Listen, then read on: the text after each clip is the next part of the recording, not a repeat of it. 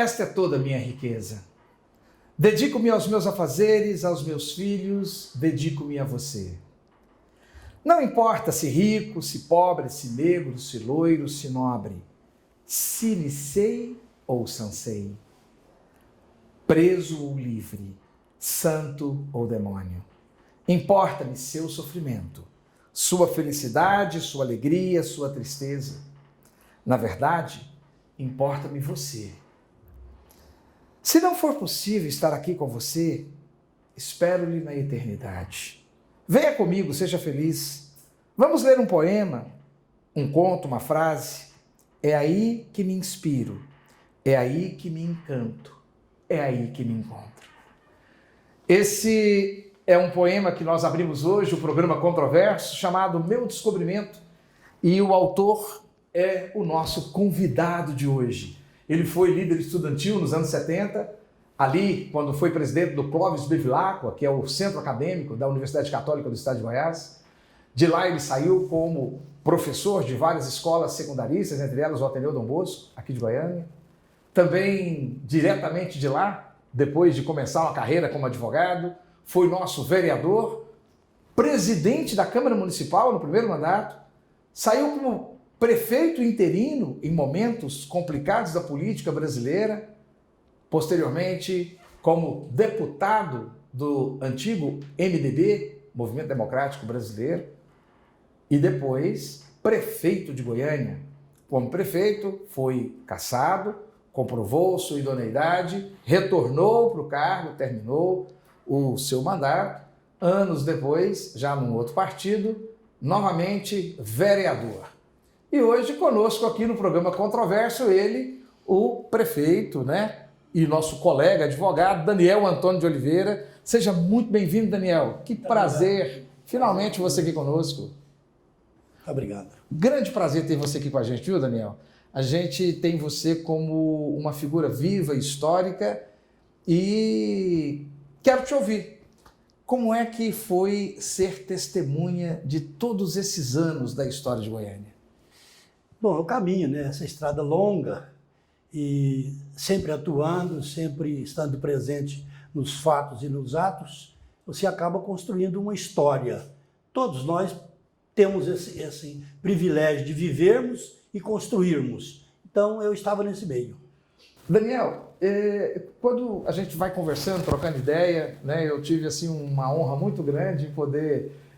hoje, eu que te admirei durante muitos anos, vendo a sua trajetória, na minha época de militância, eu militei contra você na sua candidatura como prefeito, eu estava do lado do Darcy Arcorsi, e anos depois a gente se encontra em sala de aula, na mesma sala de aula que você tantas vezes enfrentou na sua vida. Você exerceu cargos proeminentes no estado de Goiás, como deputado estadual, você foi proeminente no município. Como é que saiu essa fama de uma pessoa estourada, uma pessoa doida? Isso é o seguinte, você tem que viver, não é? E os acontecimentos daquela época eram dentro da ditadura, então você tem que estar disposto a enfrentar a ditadura. Por exemplo, me ocorreu que, de repente, o governador Ari Valadão encaminhou o nome do Rogério Gutierrez Fiuza para a Assembleia aprovar o prefeito, que o prefeito era nomeado. Ele havia demitido o Hélio Mauro e queria nomear o novo prefeito. E eu era presidente da Câmara. Está lá a luta dele lá, encaminhou o nome, a Assembleia rejeitou o nome, e o Ari é um cara decidido, simplesmente demitiu o prefeito, e eu era o presidente da Câmara, fiz um decreto, declarei vago o cargo de prefeito de Goiânia, porque não tinha prefeito, não tinha vice também, eu declarei vago o cargo e fui para a prefeitura, assumi a prefeitura, liguei para alguns amigos, fui praticamente sozinho. Eu liguei, professor Milão, vem aqui me ajudar, Daniel Borges, João Silva Neto, o Wilton Cerqueira, e vai por aí. Tudo oposição? Tudo MDB. Eu cheguei lá e aí um senhor lá, o secretário, falou, o senhor vai ficar aqui, pode ficar uma hora, pode ficar um dia ou dois, o senhor não vai demitir nenhum, né? Eu falei, olha, companheiro, é o seguinte, eu vim aqui para assumir a prefeitura de Goiânia. Todos os cargos de primeiro, segundo e terceiro escalão serão demitidos e eu vou ocupar todos os cargos. Ele disse, muito obrigado. chamei o secretário lá, falei, doutor fulano de tal, não vou nem falar o nome dele, que ele é uma pessoa, gente fina, falou, ó, eu preciso de alguém para fazer meus decretos aqui de nomeações. A demissão dos atuais ocupantes e a nomeação dos meus companheiros do MDB. Isso me deu fama. Depois ocorreu um fato muito mais grave, porque naquela época eles tinham mania, a polícia... Não, mas pera só um pouquinho, Daniel. Você assumiu a prefeitura na tora contra Ari Valadão e Irapuã Costa Júnior. Na tora. Que eram os representantes do militarismo. Exatamente. E você sendo da oposição do MDB. Da oposição e de uma oposição que era a esquerda clara. da época. Assim, eu não sou doutrinado nesse sentido, eu sou livre. Sabe, eu não sou comunista, não sou de esquerda, não sou de direita, eu sou de centro. Eu sou da verdade. É a verdade, conta comigo. Fora da verdade, fora da democracia, fora da Constituição, para mim não tem solução. O outro caso você ia contar? Aí o outro caso é que um dia eu fui numa audiência, fazer uma audiência com um preso no distrito, e quando eu cheguei, não houve audiência, ele não apareceu lá. Quando eu cheguei na cama, Márcia Elizabeth, saudosa, Márcia Elizabeth, grande jornalista da TV Anhanguera, me chamou lá e falou, ó, Daniel Antônio, tem uma entrevista aqui do comandante da Polícia Militar, naquele tempo era o militar do Exército que comandava a polícia. Tem aqui falando que você estava dando fuga a bandido no carro da Câmara. Eu sorri e falei, você está brincando, Márcia, eu estou chegando agora do distrito. Aí ela falou assim, pois é, mas a entrevista aqui. Era uma máquina grande e tinha um quadrinho. Ela falou, olha aqui, passou a entrevista dele e eu olhando. Falei, ó, Márcia, é o seguinte, agora eu vou ter que fazer uma coisa que não tem como deixar de fazer. Ou ele me mata, ou eu vou lá no quartel brigar com ele pessoalmente, de homem para homem. O general? O general. Que era o comandante da Polícia Militar de Goiás na época da intervenção. Vou para lá agora. Olha, se eu morrer, não preocupa não. Eu vou para lá para isso. Ou ele me mata, ou ele tira essa mentira do ar. Você era vereador? Era vereador e presidente da Câmara. Eu bati para lá, para coisa, igualzinho eu estou aqui, do mesmo jeito. Eu cheguei lá no coisa e pedi audiência com o comandante. Estava lá o capitão Nonato Mota, que depois foi até deputado do Tocantins, me recebeu, eu falei, não, vou avisar o comandante. Entrou na sala dele, avisou, esperei uma meia hora por ali, sentado no banco, esperei, eles me chamaram. Quando eu entrei, tinha 4 coronéis sentados no banco lá, como testemunha, eu creio. Coronel Geraldo de Freitas, Coronel Aguilera e mais 2 que eu não me lembro não, assim que eram 4. Eu cheguei, entrei, fui estender a mão para pegar a mão do comandante. O comandante veio com o dedo na minha cara e falou assim, você estava dando fuga a bandido no carro da Câmara. Pronto, aí já saiu logo um palavrão que eu não vou repetir em respeito. Não vou repetir. Mas eu falei o palavrão, não me arrependi, falaria de novo do mesmo jeito e meti nela a mão. A mão assim com os 5 dedos? A canhotona de ouro aqui, ó. Tirei na mão e fui em cima dele. Do general? Do general. Com os coronéis lá dentro? Derrubei os papéis da mesa dele todos. Aí eu falei, o senhor está preso. Eu falei, olha, prender o senhor pode, mas a minha mão está aí na sua cara. Eu estou mais satisfeito. Mas aí você tinha que ter fama de doido mesmo. Aí como é que você saiu de lá? Obrigado pela fama. Os loucos é que constroem e transformam o mundo. Pode estar certo disso, viu? Daniel, falta um pouco desse brio, dessa coragem na política brasileira, política goiana? Naquele tempo não faltava, não. Todo mundo. Falta hoje? Olha, virou uma coisa que não dá para explicar, sabe? Todo mundo compondo com todo mundo. De repente, um político qualquer recebe uma denúncia, todos os outros, denúncias sérias de corrupção, de malandragem, de tudo quanto é tipo de coisa, todos os demais ficam silenciados. No meu tempo, não. Se você cometesse um erro, você ia ouvir dos seus companheiros a censura pública, a admoestação e até a expulsão de perto, porque não aceitavam. Havia um corpo de coragem, de homens de grande valor, especialmente do MDB. Eu não estou dizendo que os da Arena não tenham qualidade, não. Eu estou dizendo que os do MDB é que lutavam contra a ditadura. E você se sente ainda hoje um homem do MDB? Eu sou admirador do MDB, sou fundador do MDB, guardo até a ficha, porque a ficha do MDB e do PMDB me salvava. Eles me prendiam, me levavam para a delegacia. Você tá aí combatendo a ditadura, fazendo discurso em cima do muro do Colégio Pedro Gomes, você pode ir preso, você é comunista? Eu falo, não, eu sou do MDB. Tirava a ficha, está aqui minha ficha do MDB. Eu sou contra a ditadura. Fui contra naquela época, sou contra hoje, vou ser contra a vida inteira. Ditadura não é projeto para homem. Projeto para homem é a liberdade. Esse é o projeto do homem. Mas muitos dos militares naquela época, eu já entrevistei alguns, não eram a favor do regime comandado por militares, estou certo ou não? Havia só uma cúpula que realmente queria permanecer, não é? Olha, quando você é omisso, você é muito mais culpado do que se você for comissivo.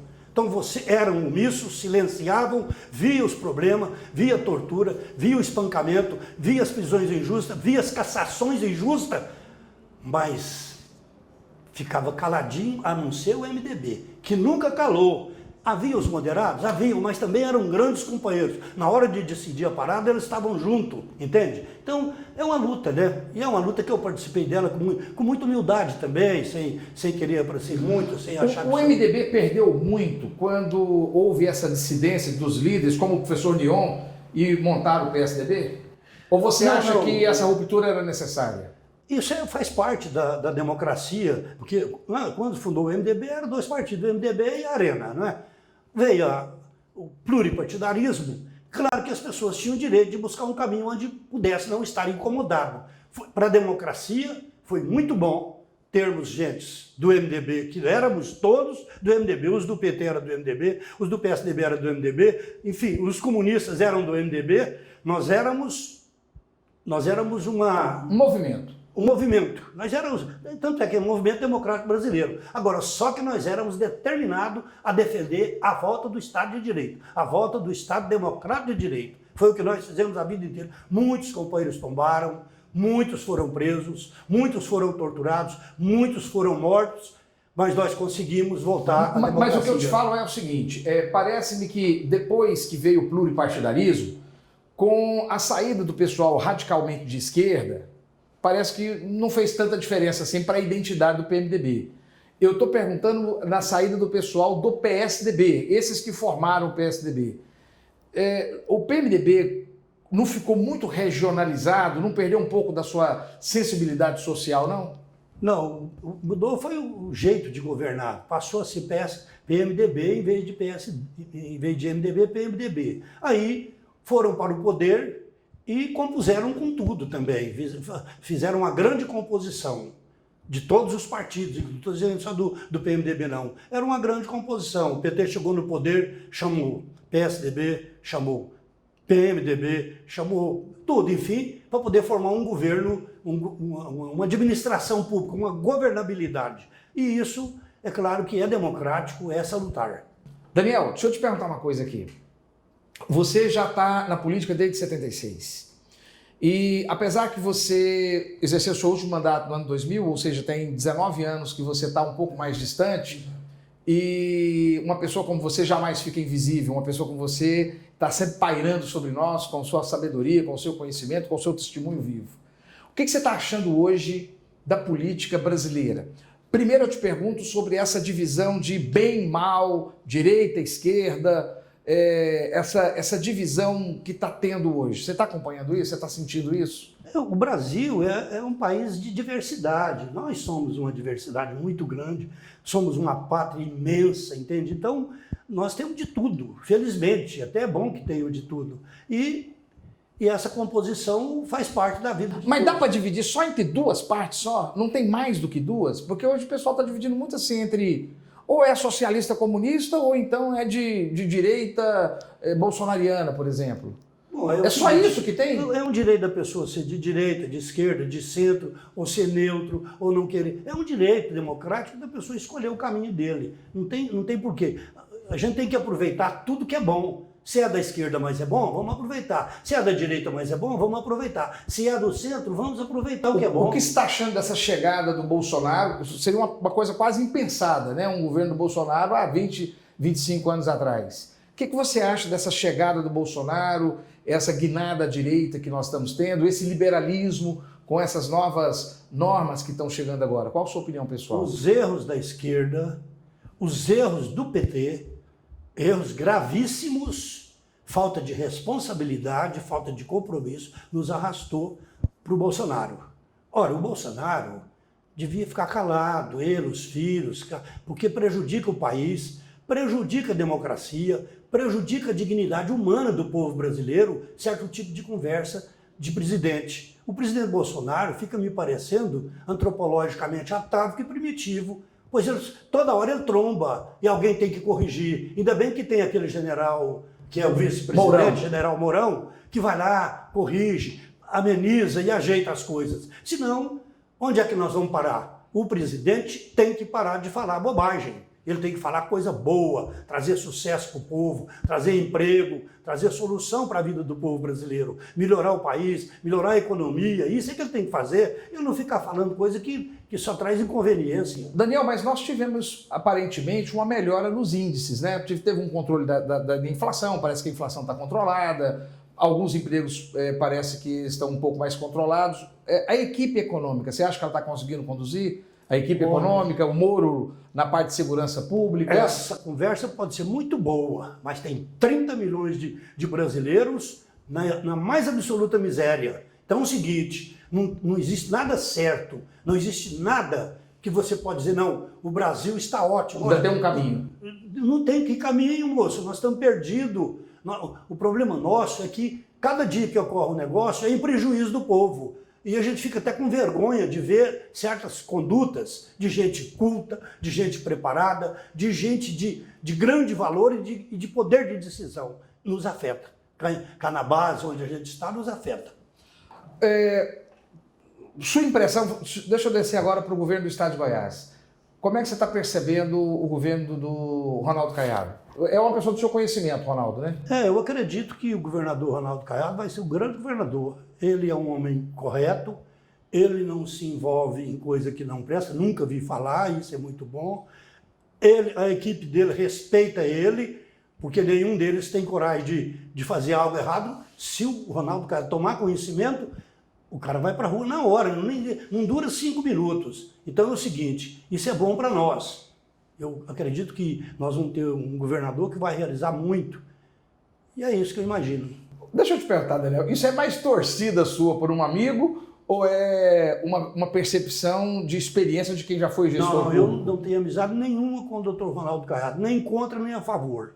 Nada disso. É porque o homem que pela determinação dele, porque ele é um político determinado. Ele é um Caiado. Caiado já tem tradição em Goiás de mais de 150 anos. Ele não vai querer destruir isso. É o nome da família dele que está em jogo, não é só o nome do Ronaldo, não. O Ronaldo é um médico. E hoje virou governador, mas virou governador levando o nome. Ele nunca escondeu esse nome. Ronaldo Ramos Caiado. Então isso para ele deve ter um valor muito maior do que qualquer poder, imagina. Mas deixa eu te perguntar uma coisa. Você não acha que os críticos estão dizendo que ele já completou hoje, em outubro, né? Nós estamos em novembro, mas ele completou em outubro um ano de que ele ganhou absolutamente as eleições e ainda o Estado não deslanchou por completo. Você não acha que demorou um pouquinho ainda? Que está demorando um pouco? Foi um começo, talvez, na minha opinião, me desculpa, modéstia, opinião minha, foi talvez desses últimos anos que eu tenho convivido com política, foi o início de governo mais difícil que já ocorreu aqui em Goiás. Aí os motivos são motivos de motivação política e tal, coisa, mas nós estamos sentindo que foi um ano extremamente difícil, mas que interessante. Reflexo do problema federal, reflexo do antecessor? Do momento político que nós estamos vivendo. Entendi. Mas interessante, o Ronaldo ainda está com cotação boa. Ele não está tão mal assim, não. Ele está até com cotação boa. O que está faltando é ele começar a engatar a máquina. Na hora que ele botar a máquina para rodar, nas estradas, nas escolas, na saúde, na educação, enfim, a hora que a máquina do Estado engatar, o Ronaldo vai melhorar. Você tem algum conselho para o governador? Coitado, eu não tenho nem condições, mas se ele chegar e me perguntar, Daniel, o que você acha que eu devo mudar? Eu acho, olha, Ronaldo, com toda sinceridade, o senhor podia parar de falar do ex-governador. Do Marconi? O ex-governador já acabou, foi embora, tem quase 2 anos que ele foi embora.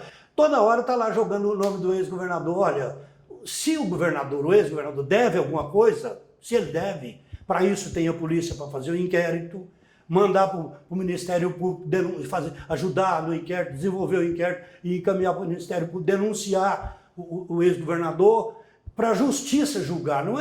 Não é um sucessor que acabou de derrotar ele na eleição. O castigo do povo, ele já recebeu, perdeu a eleição. Isso é um castigo.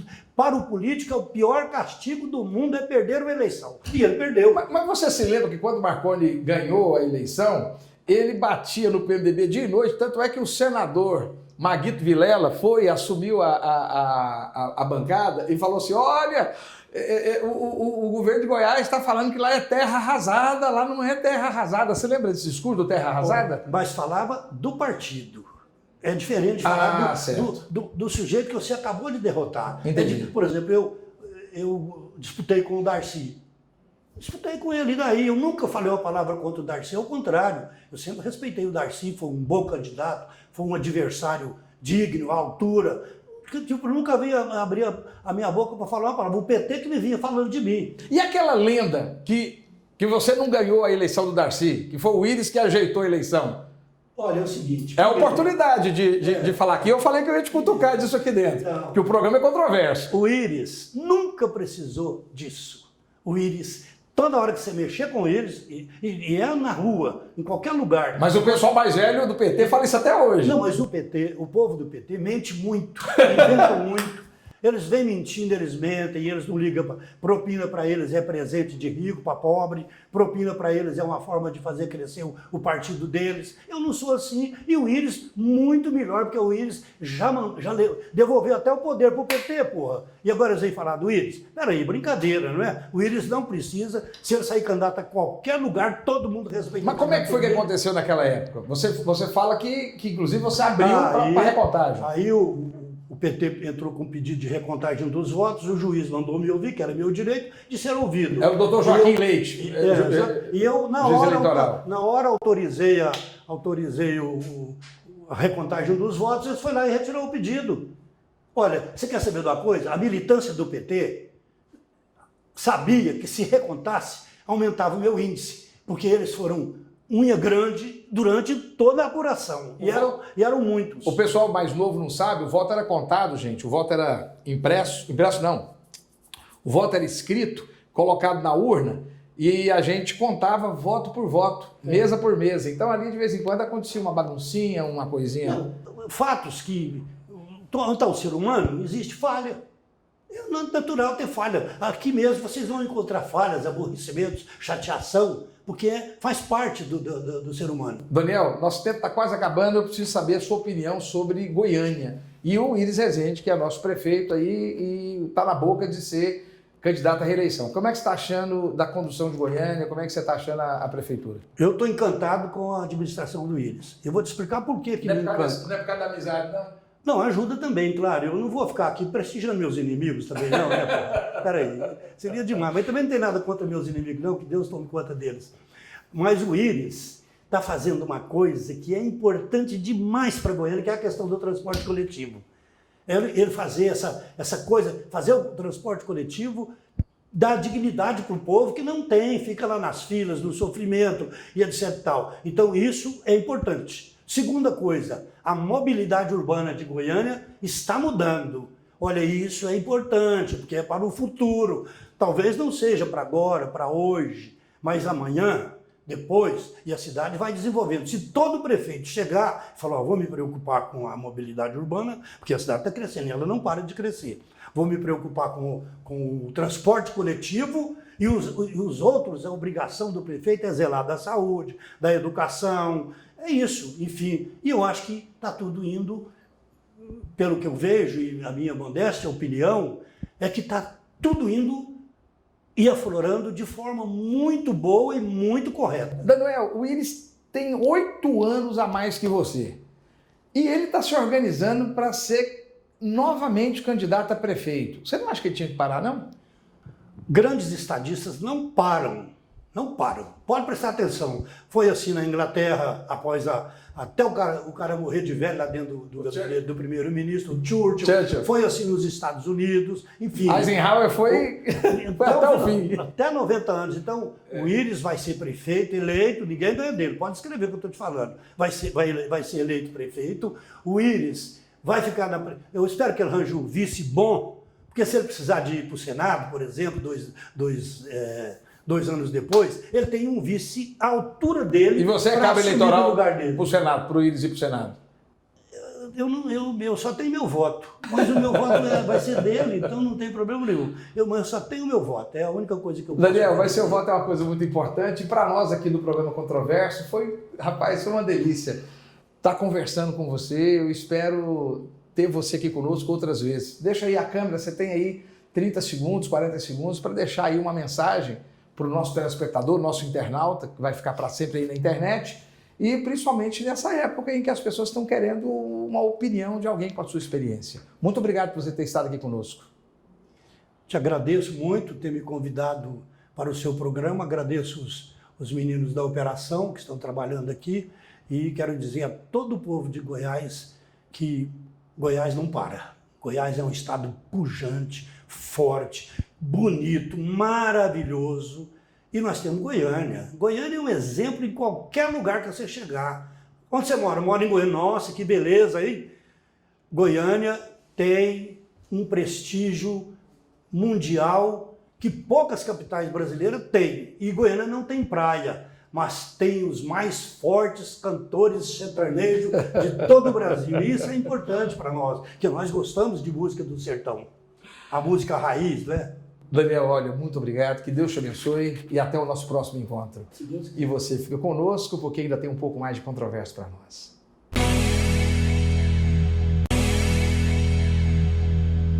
De volta ao programa Controverso, nós temos hoje uma discussão enorme no Brasil, que é a prisão de segunda instância. E também a proposta do governo Bolsonaro sobre a extinção de municípios com menos de 5 mil habitantes e que não têm sustentabilidade. Para conversar um pouco sobre isso conosco, para tirar as nossas dúvidas, nós convidamos o ex-conselheiro da Ordem dos Advogados do Brasil, mestre em Direito, uma pessoa que tem uma atuação forte em Direito Público e Direito Eleitoral, doutor Danúbio Cardoso Remy. Tudo bom, doutor Danúbio? Tudo bem, Giovanni. Cumprimento você, a todos os telespectadores do programa Controverso, para poder falar um pouco sobre esses temas de tamanha relevância jurídica. Danúbio, muito bom você estar aqui conosco, porque é a sua área, é uma área profunda sua, e eu estou vendo muita dúvida, principalmente nas redes sociais. Vamos falar um pouco sobre essa prisão em segunda instância. Fala um pouco do histórico, de como que é o problema e como que ele aconteceu. Nós temos alguns aspectos, né, Giovanni, em relação à prisão de segunda instância, né? Primeiro que estão levando um pouco para um lado político da prisão de segunda instância por causa específico da prisão do ex-presidente Lula, sendo que o aspecto da prisão de segunda instância é mais relevante. Ele está previsto no artigo 5º da Constituição Federal quanto ao princípio da presunção de inocência. É claro que o processo do ex-presidente Lula refletiu em todo o aspecto do princípio da presunção de inocência que está previsto no artigo 5º da Constituição. Agora, qual que é o ponto relevante disso? É que essa pauta ela já esteve no STF desde os meados dos anos 90, 2006 teve uma alteração também. Agora, depois da condenação do presidente Lula, nós tivemos um posicionamento do STF e agora, em 2019, tivemos uma outra mudança de posicionamento por 6 votos a 5, que está dando essa tamanha relevância, esses pontos que estão se colocando quanto à prisão de segunda instância, que deve o telespectador, as pessoas entender que isso não quer dizer que ele não está inelegível, que é um ponto que nós devemos adentrar, e não quer dizer que ele não vai ser condenado, mas nós devemos equiparar quanto ao princípio de direito, a relevância constitucional e qual a capacidade disso, e principalmente quanto à PEC que está tramitando de 2018, em qual o Congresso pretende alterar essa medida. Vamos começar então com aquilo que me parece que preocupa o telespectador. Primeira pergunta. O que isso afeta nas eleições do ano que vem? Lula poderia ser candidato nas eleições do ano que vem? Absolutamente nada. Essa é a primeira hesitação. E o próprio presidente Lula não tem falado isso, ele tem insinuado, mas não tem demonstrado isso, porque a inelegibilidade de segunda instância está prevista na lei da ficha limpa, que alterou a lei 64/90 no artigo 2º, e que fala que a partir da condenação de segunda instância, a pessoa não pode ser candidatada a cargo eletivo. Então nós temos, no caso da lei da ficha limpa, que não permite a elegibilidade, é uma consequência o fato dele ter sido condenado. Ele não pode assumir cargo público mais, ele já não pode, ele já tem algumas certas condenações, entre elas assumir cargo público, ser contratado pelo poder público e ser candidato nas próximas eleições. Ele tentou nas eleições passadas e já não pode nas próximas eleições. O que ele não pode é na esfera criminal ser preso, ser detido, sem o trânsito em julgado por causa do que está previsto no artigo 5º da Constituição Federal, quanto ao princípio da presunção da inocência. Agora, o que nós temos aqui na mesa, eu acho que são 3 questões para discutir. Número 1. Primeiro, em 2016, nós temos o STF, que é praticamente a mesma composição que nós temos hoje, acho que são 2 pessoas só diferentes. A mesma composição resolve que pode ser preso com condenação em segunda instância. Passa 2 anos e pouco e agora não pode mais. Essa inconstância fragiliza a segurança jurídica nacional? É a questão que eles sempre falam da insegurança jurídica. O STF, de fato, é o grande intérprete da Constituição Federal. Não existe outro órgão que possa interpretar a Constituição a não ser o STF. Mas, como eu falei, em 2016... ele vem com essa interpretação falando que a partir da segunda instância o preso poderia cumprir a pena. E isso eu falo, repito, não é por causa do presidente Lula, para mim é um reflexo que se tem. Se você me perguntar o senhor não deveria me perguntar a minha opinião em relação ao processo do Lula, é uma opinião. Em relação à segunda instância já é outra opinião. Essa eu vou te fazer daqui a pouco. Porque qual é a sua opinião técnica? Elas são separadas. Porque são separadas as opiniões. Exatamente. As opiniões em relação ao processo específico do Lula, em relação à segunda instância, elas são separadas. O problema é o reflexo que se dá. Exatamente. Porque nós tivemos, Giovanni, por exemplo, com o reflexo por causa do processo do Lula, por causa de um princípio constitucional de direito fundamental que foi estabelecido a partir da Revolução de 30, a partir do neoconstitucionalismo, nós tivemos aí agora pessoas do PCC que foram liberados, nós tivemos o Juquinha das Neves, que essa Norte-Sul que não foi viabilizada, nós tivemos José Dirceu, tivemos tantas outras pessoas com indícios muito mais fortes ou com condenações muito mais danosas que do presidente Lula, que foram absolvidas ou previamente liberadas do que o presidente da República que está em pauta. Então, o que se não pode é julgar um princípio constitucional com base em apenas uma pessoa, em base em um processo, e que, na minha opinião pessoal jurídica, ele é viciado e não pode contaminar o sistema jurídico do país. Mas vamos lá. Primeiro ponto que eu queria conversar. Uma decisão tão diferente da outra no STF, em tão curto espaço de tempo, traz ou não uma insegurança jurídica no país? Causou e causa, e é, sem sombra de dúvidas, a consequência da democracia. Porque o STF é uma casa colegiada, com múltiplos pensamentos, inclusive jurídico. Tanto é que o pensamento e o sentimento foi de 6-5 em 2016, em 2019 ele continua sendo de 6-5.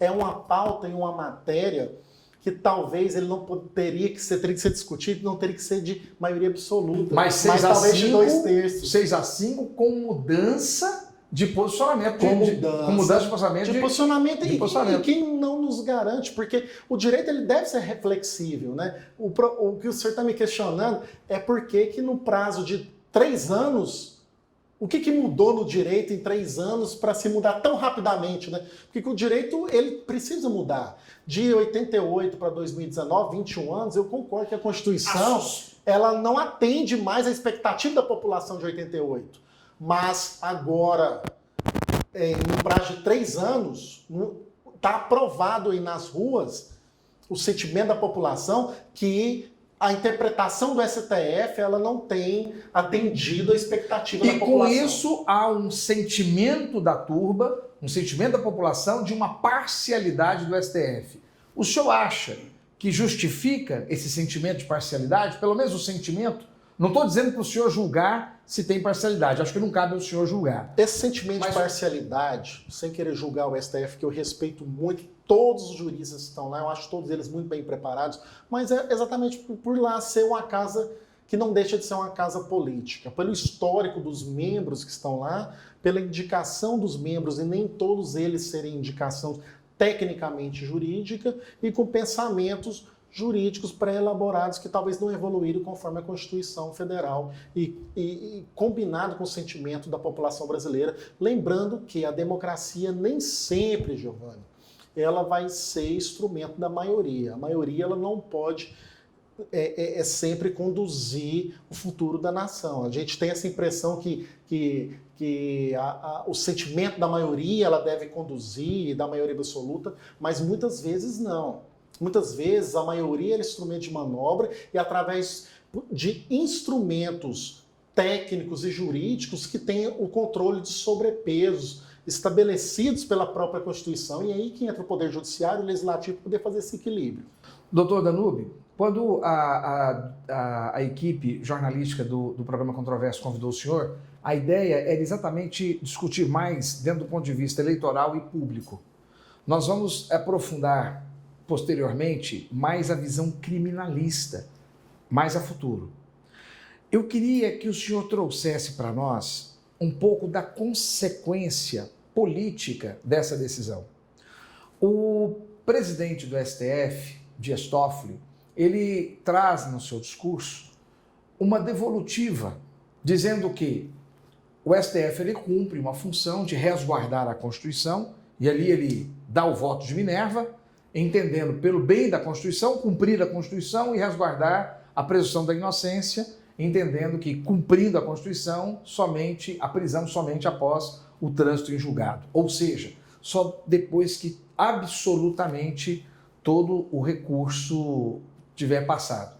Lembrando que o que estava sendo julgado era um artigo do Código do Processo Penal que determina essa prisão, não a Constituição. Pois bem, então esse artigo do Código de Processo Penal que determina a prisão é que estava sendo e foi considerado constitucional. E ele diz, agora nós devolvemos para quem realmente deve discutir isso, que é o Congresso Nacional. Na sua experiência como advogado público, advogado eleitoral, realmente houve uma certa omissão do nosso Congresso e deixou estourar isso para cima do STF? Porque não é a primeira vez que o STF diz isso, que não é o STF que está legislando no Brasil, que não é o STF que está extrapolando a sua esfera de poder, é o Congresso que está deixando de atender as suas obrigações. Essa pergunta ela é muito inteligente, o Giovanni só podia vir de um apresentador jurista. Né? Basicamente por isso, porque o STF está falando que cada qual no seu quadrado, tem que exercer a atividade do STF que é interpretar a Constituição. Agora, existem métodos e técnicas jurídicas de interpretação da Constituição. Se ela vai ser uma interpretação mais flexível ou se ela vai ser uma interpretação mais rígida. Se a gente for fazer uma interpretação conforme o Ministério Público exige, conforme está ao pé da letra, isso está muito claro. O que é o trânsito em julgado?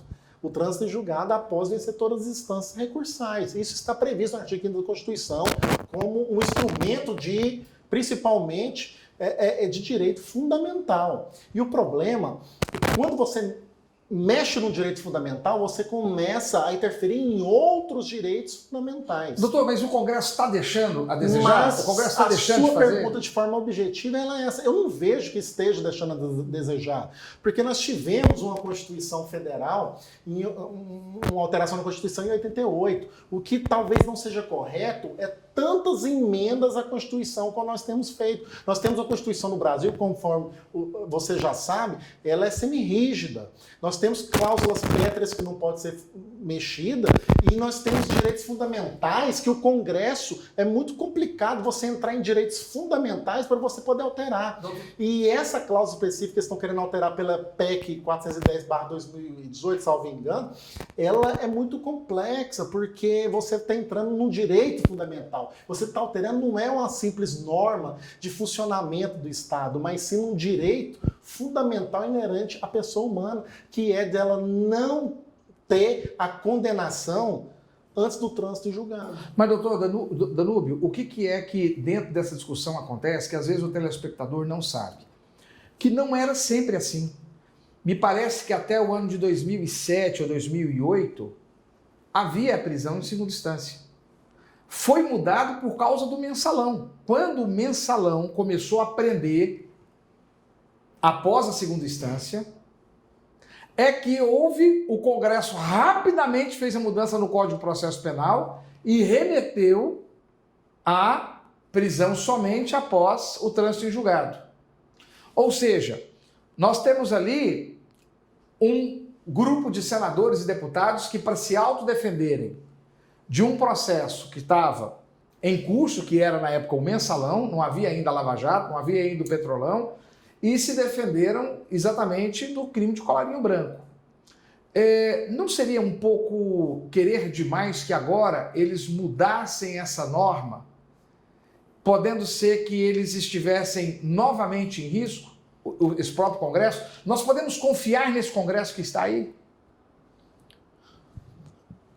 Pelo que eu tenho acompanhado, em questão de números e de dados, e eu não vou falar de pessoas e de congressistas, nunca se houve no Brasil, na história do país, e aí, lógico que vai ter crítica esse comentário, mais um Congresso que tivesse realizado o maior número de trabalhos, quanto a relatoria, projetos, que seja importante para a pauta e para a história do país. A questão de confiar em pessoas e na política... Um Congresso produtivo, esse Congresso. Um Congresso Nacional produtivo, tanto a Câmara Federal como o Senado. Agora, nós confiarmos em pessoas, e quando você fala de 513, 514 deputados, então assim, nós estamos avançando a nossa esfera, a nossa capacidade. Claro que você não consegue achar ali dentro... Eu não sou amigo de todos, né? Não sou amigo de todos. Danúbio, eu vou apertar você um pouco mais. Qual é a sua opinião pessoal a respeito da prisão de segunda instância? Mas você não vai responder isso agora, não. Você vai responder para nós no próximo bloco. E você fica conosco, está no lugar certo.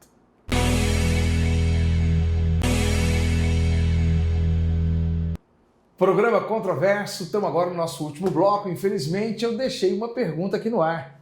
Qual a sua opinião pessoal sobre a prisão de segunda instância? E eu vou dar uma salgada nela. Você acha que isso aí foi encomenda para liberar o Lula nesse momento político? Giovanni, veja bem, prisão de segunda instância. Antes de ocorrer qualquer prisão de segunda instância, você tem, após o fato, você tem uma fase administrativa em que você tem um delegado de polícia que realizou toda a fase de inquérito, levantamento de testemunha, indícios, conclusão do inquérito, indiciamento, concluiu a fase administrativa, você encaminha para o Ministério Público ou você tem um núcleo de inteligência, oferece a denúncia, o juiz ele pode ou não receber essa denúncia, ele oferece o contraditório, você tem toda a fase judicial até chegar nas alegações finais e uma sentença de primeiro grau. Após essa sentença de primeiro grau, você cabe o recurso que até chegar num colegiado, no primeiro colegiado você ainda tem uns embargos declaratórios para discutir essa sentença do juiz para afastar a omissão, obscuridade ou contradição dessa sentença. Então, assim, qualquer modelo de justiça no mundo moderno, Estados Unidos, A Argentina, a Alemanha, Noruega, todos esses países têm prisão de segunda instância.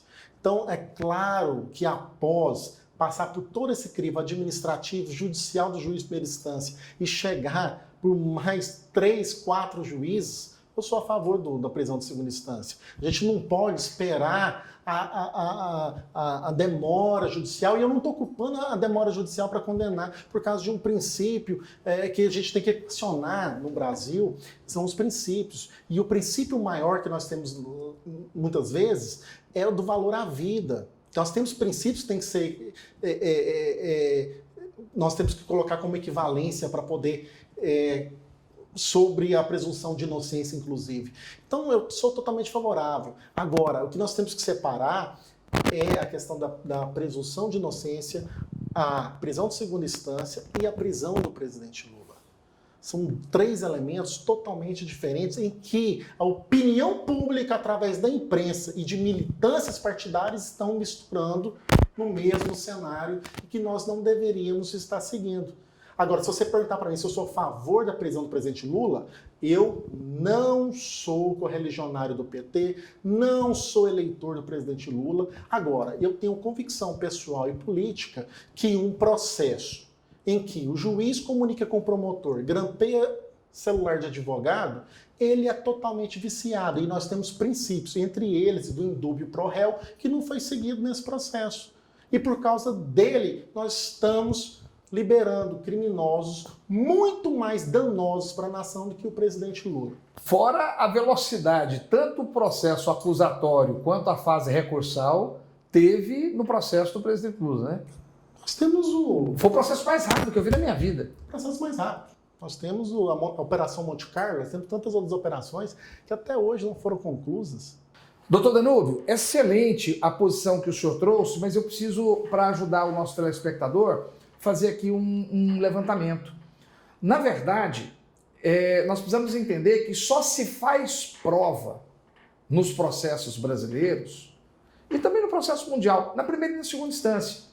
Você faz prova junto do juiz e depois ela é reavaliada na segunda instância.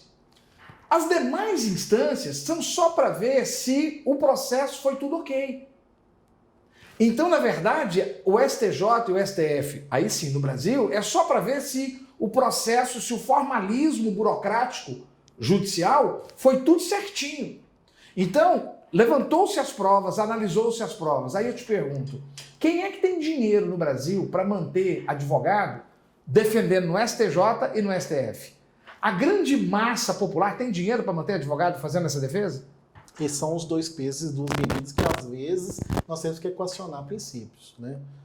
Que a condenação, e não só, nós temos hoje, se você puxar o estado de Goiás e puxar o Brasil, a gente está olhando a questão de prisão de segunda instância. Você chegar hoje na cadeia pública do interior, chegar o que nós temos... Não tem ninguém lá saindo por conta da decisão do STF. Não, o que nós temos preso com prisão preventiva e sem capacidade de relaxamento ou de habeas corpus, nem precisaria de advogado, se a gente levantar no Brasil hoje, passa do número de pessoas que talvez foram liberadas pela questão de prisão de segunda instância. Lógico que não dá o que o doutor Danúbio está trazendo é que existem pessoas que poderiam estar já liberadas e não estão por conta de uma burocracia deficitária do Poder Judiciário que não consegue atender.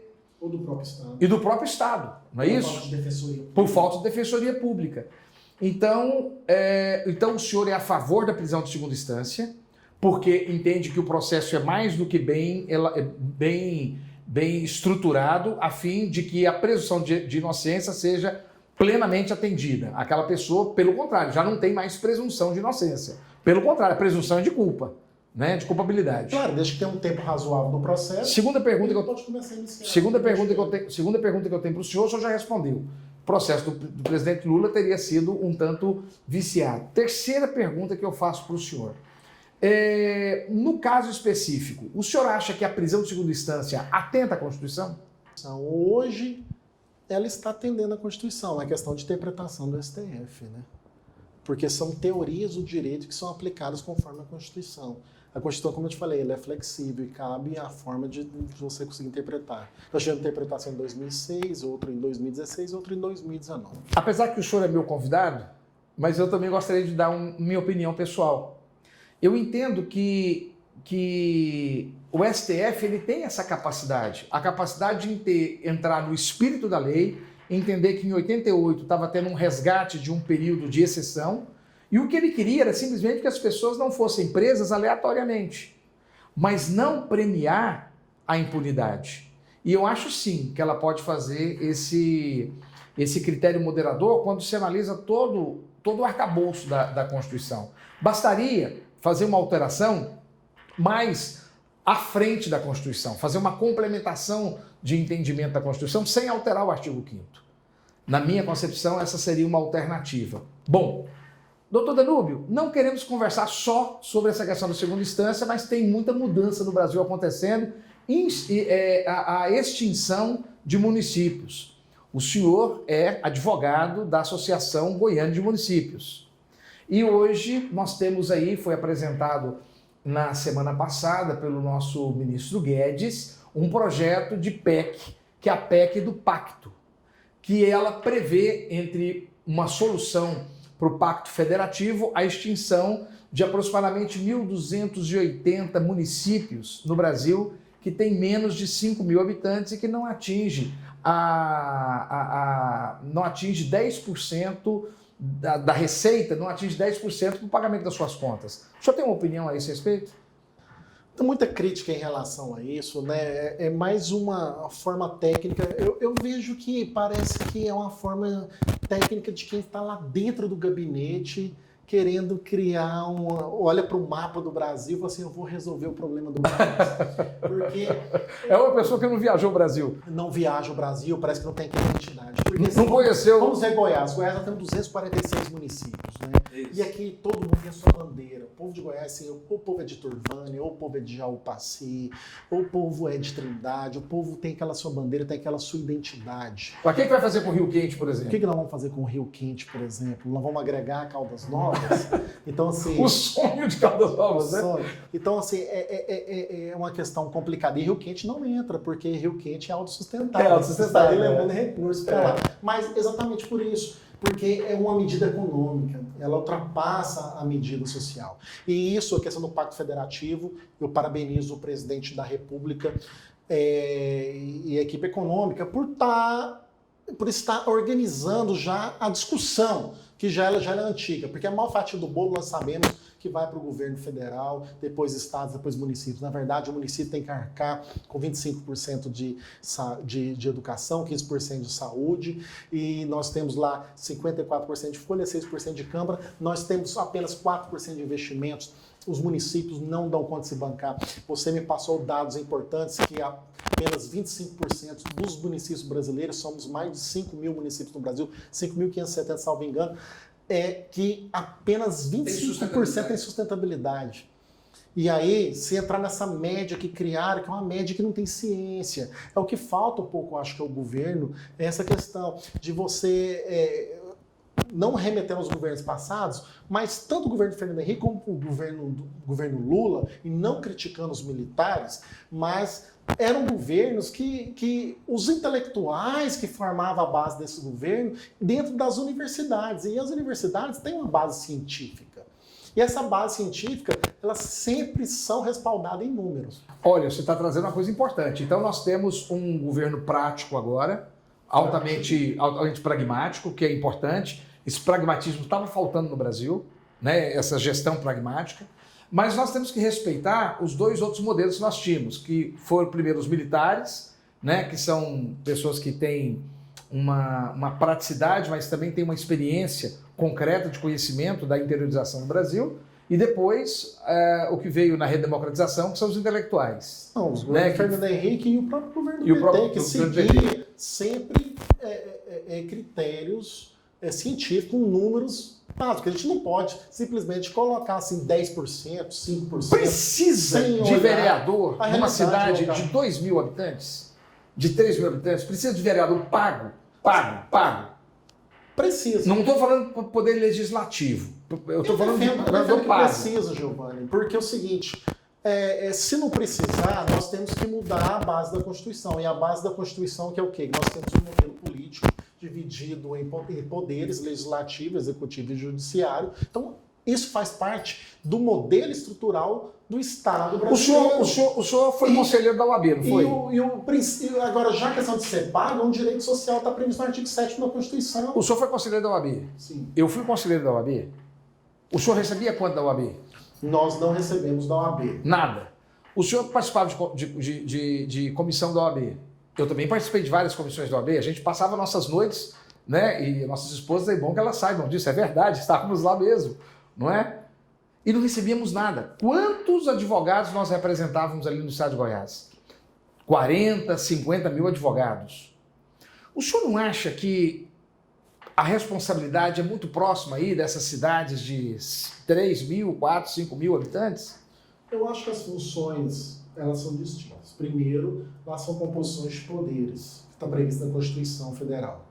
E segundo... Só estou dando um exemplo de que é possível, eu vou te devolver a palavra, não estou caçando sua palavra, que é possível. Que é possível, você tem altamente complexa, com muita responsabilidade, competência e sem remuneração. Mas nós na OAB, nós temos uma divisão de número de processo e nós temos uma responsabilidade sobre sessões para poder realizar. Talvez a discussão, se um presidente ou diretoria da OAB fosse remunerado, seria até mais justa do que conselheiros da OAB. Agora, voltando para a questão do Poder Legislativo, é a questão de paridade. A paridade que tem entre os poderes serem remunerados é a mesma questão do Executivo e do Legislativo e do Judiciário. O senhor não acha que o presidente Bolsonaro, nesse sentido, ele tem um pouco de razão no questionamento dele? A ideia dele é, esse dinheiro que hoje 90% do que se gasta naquele município vem do fundo de participação para manter a máquina pública.